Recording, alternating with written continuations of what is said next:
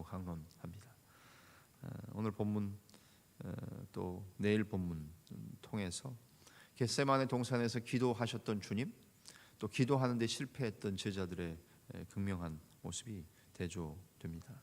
먼저 63절, 53절, 54절, 53절, 54절 두 절을 통해서 보게 되는 것은 베드로의 모습이지요. 여기 뭐 나와 있는 말씀에서처럼 특별히 54절에 베드로가 예수를 멀찍이 따라 들어갔다라는 표현이지요. 이 멀찍이라는 부사 하나 자체가 결국 베드로의 상태, 또 베드로의 어떤 행동과 모든 것들을 다 대변합니다. 그리스도인들은 계속해서 영적인 전쟁을 하고 있지요. 보이지 않는 대적과의 싸움을 감당하고 있는 사람들입니다. 베드로의 모습이 결국 세상의 공격에 제대로 대처하지 못하는 제자들의 무기력한 모습.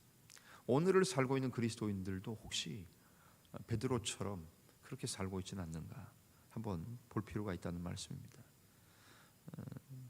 밤에 이제 공회가 산헤드린 공회라고 우리가 일반적으로 알고 있죠.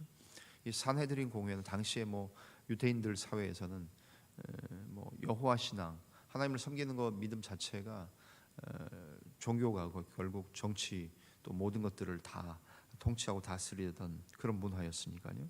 밤에 그들이 산헤드린 공회를 소집합니다. 그리고 재판을 엽니다. 이것 자체가 일종의 불법이고요. 70명 정도 되는 산헤드린 공회의 의원들이 있는데 그들이 다 뭐 모이지도 못했을 텐데 그런 상황 속에서 밤에 또 불법으로 회의를 소집합니다. 예전에 어떤 뭐 일반 뭐 미국의 기사나 이런 것들을 보면 법학자들이 예수 그리스도의 죽음이 과연 적법했는가 불법했는가를 뭐 연구했던 그런 기사를 본 적이 있습니다.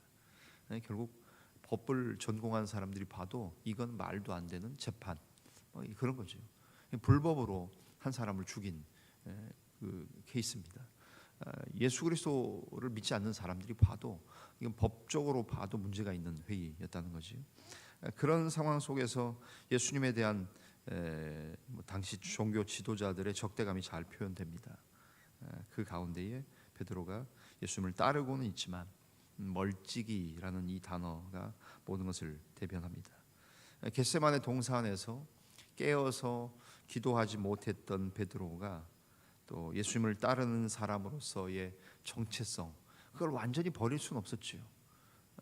그걸 완전히 버렸다면 뭐 불신자처럼 편하게 살겠지요. 근데 주님의 수제자였고 항상 주님이 가셨던 곳에 특별한 곳에 3번씩이나 베드로, 야고보, 요한 세 사람은 같이 갔기 때문에 베드로는 자기가 주님을 따르는 자의 정체성을 아예 버릴 수는 없었습니다. 가지고는 있었지요. 그렇다고 세상과의 갈등 앞에 담대히 나서지도 못하는 거지요. 이건 아닙니다. 불법입니다. 이건 우리 주님이 우리 스승이 잘못한 게 없습니다. 나서지도 못하고 말 그대로 이러지도 못하고 저러지도 못하는 진퇴양난 가운데에 끼어 있는 베드로의 모습을 우리는 보게 됩니다.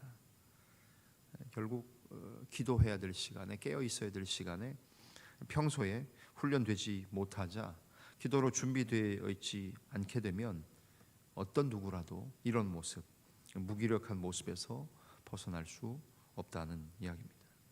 우리 신앙인들이 양당 간에 결정해야 될 일들이 참 많습니다. 물에 물 탄 듯 술에 술 탄 듯 그렇게 그냥 어정쩡하게 양다리 걸치고 그렇게 사는 것은 주님도 기뻐하시도 않고 세상도 좋아하지 않습니다. 야, 너 우리 편이야? 도대체 아니야? 뭐 그렇게 말하지 않겠습니까? 아예 베드로의 이런 모습이 우리에게서 좀 없어야 되겠죠. 이런 모습이 보이면 안 되는 겁니다. 주님을 따르려면 확실히 잘 기도하고 깨어서 가까이 주님과 동행하고 붙쫓아서 바로 붙어가지고 주님을 따르든가 아니면 뭐 늘 말씀드린 것처럼 이것도 아니다 싶으면 그냥 일찍 세상으로 돌아가서 그냥 편하게 그렇게 살다가 그 심판과 종말은 본인이 책임지는 거니까 그렇게 살든가 둘 중에 하나여야지. 뭐 이건 예수 믿으면서도 세상과 벗하면서도 뭐 교회는 뭐 한 발은 걸치고 있고 이런 베드로의 모습은 결국 겟세마네 동산에서 기도하지 못하고 깨어있지 못했던 그것의 결과이고 준비되지 않은 자의 모습이라는 겁니다. 또 어떤 부류의 모습이 나옵니까? 거짓으로 무기를 삼는 자들, 당시의 종교 또 정치 지도자들이 그렇다는 이야기입니다. 55절부터 59절 중반부의 말씀인데요. 결국 사탄은 에덴 동산에서 선악과를 따먹게 함으로 말미암아 인류를 타락시키고, 그리고 나선 사탄이 계속해서 인간들을 공격하는 무기는 뭡니까? 항상 거짓입니다.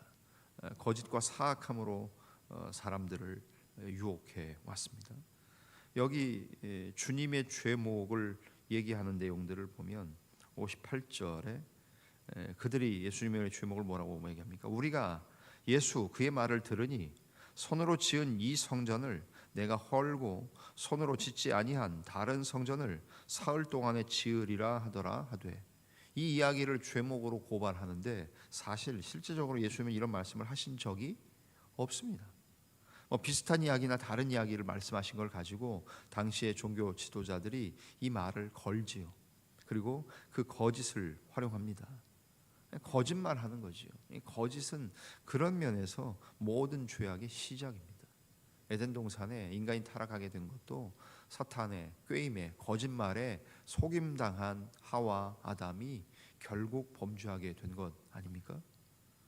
성도는 매일 살고 있는 우리의 세상에서 거짓의 영향력을 경험할 수밖에 없을 겁니다. 그러나 그런 상황을 경험한다 하더라도 언젠가 주님이 그 모든 것을 뒤집어서 승리하실 것임을 믿고 그 거짓이 진리와 진실과 싸운다는 것을 늘 기억해야 한다는 겁니다.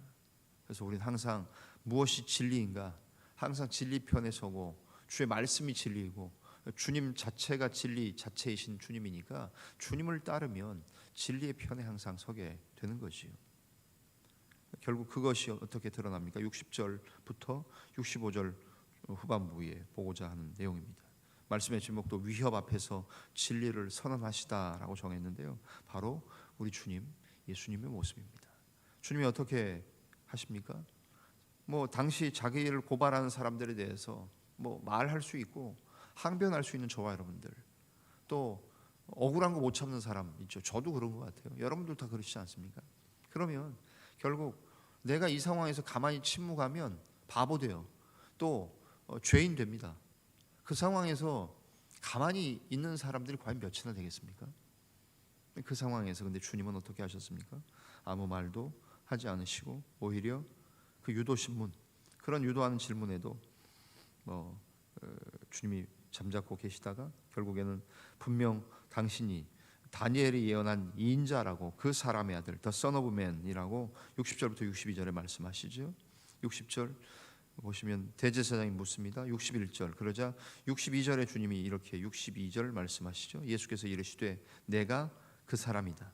인자가 그 사람의 아들인 내가 권능자의 우편에 앉은 것과 하늘 구름을 타고 오는 것을 너희가 보게 될 것이다 라고 말씀하십니다. 결국 거짓말하는 그들 앞에 주님은 참된 진리로 구약에 예언된 다니엘의 예언의 말씀으로 그 상황에 응답하고 대응하셨다는 말씀입니다. 예수님은 이처럼 불법이 자행되고 있는 현장에서 적극적으로 자신의 무죄를 증언하고 항변하신 것이 아니라 오히려 진리를 드러내는 방식으로 대응하셨다는 겁니다. 억울한 자기의 감정, 분을 내면서 자기 이야기를 하는 것이 아니라 다니엘이 했던 예언의 말씀을 가져오셔서 하나님의 말씀, 참이신 참된 진리이신 말씀으로 그 상황을 대응하셨다는 사실입니다. 결국 이것이 예수님이 하셨던 그것이 예수 그리스도의 제자된 오늘을 살고 있는 우리들이 세상에 대응하여 싸울 방법이 되어야 합니다. 매 순간 우리는 세상과 영적 전투를 한시도 하지 않는 때가 없다는 사실입니다. 이 상황 속에서 세상의 도구를 들고 맞서도록 부름받지 않았습니다. 거짓으로 싸우라고 주님 말씀하지 않으셨습니다. 오히려 우리의 무기는 사랑과 진리입니다. 그리스도인들의 삶이 결국 사랑과 진리여야 한다는 이야기죠. 교회가 이 사랑과 진리를 올바르게 사용해서 승리했던 것이 지난 수천 년 동안의 교회의 역사라면, 오늘을 살고 있는 우리들 하나님 앞에서 주님의 제자로 마땅히 스승이 어떻게 사셨는가를 보고 제자는 그렇게 살아야 되는 것 아닙니까? 그것이 곧 제자도이겠지요. 주님이 사셨던 것처럼 우리도 세상의 위협 앞에서도 진리를 말하고 사랑을 실천함으로 주님이 어떤 위협 앞에서도 이기고 승리하셨던 것처럼, 사랑과 진리를 선언하셨던 것처럼 우리도 오늘 하루 한날을 그렇게 사시는 복되고 거룩한 저와 여러분의 삶이 되어지시기를 주님의 이름으로 간절히 축원합니다. 기도하겠습니다. 살아계신 하나님, 감사합니다. 어떤 위협 앞에서도 진리를 선언하셨던 주님, 그 승리의 원동력은 겟세마네 동산에서 끝까지 깨어 기도하시고 하나님의 나라, 하나님의 뜻, 하나님의 의를 구하며 기도하셨던 주님이었기 때문에 가능하셨습니다. 그러나 사도 베드로는 실패하고 맙니다. 왜냐하면 그 시간에 깨어 있어야 할 시간에 깨어 있지 못했고 기도로 모든 것들을 준비하지 못했기 때문임을 봅니다. 그래 결국 주님을 멀찍이 쫓을 수밖에 없었던, 이러지도 못하고 저러지도 못하는 예수의 제자로 완전히 자기의 정체성을 부인할 수도 없고 세상과 벗하고 짝하거나 그렇게 할 수도 없고, 또 불의 앞에서 과감하게 단호하게 나서서 잘못된 것을 잘못된 것이라고 말도 못하는 베드로의 모습이 혹 오늘을 살고 있는 현대의 우리 그리스도인들, 우리의 모습은 아닌지 돌아봅니다. 주님, 진리 또 사랑, 그것을 선언하시고 그대로 사셨던 주님처럼 어떤 위협 앞에서도 거짓 앞에서도 승리하셨던 주님처럼 사는 이 땅에 능력 있고 힘 있는 모든 그리스도인, 특별히 우리 교회, 우리 자원교회 모든 교우들 다 될 수 있도록 은혜를 허락하여 주시옵소서. 오늘도 성령의 능력을 힘입어 감당하는 복된 하루 되게 하시고 하나님께서 원하시는 하나님의 뜻을 구하는 저희들 되게 하여 주옵소서. 모든 것을 감사하며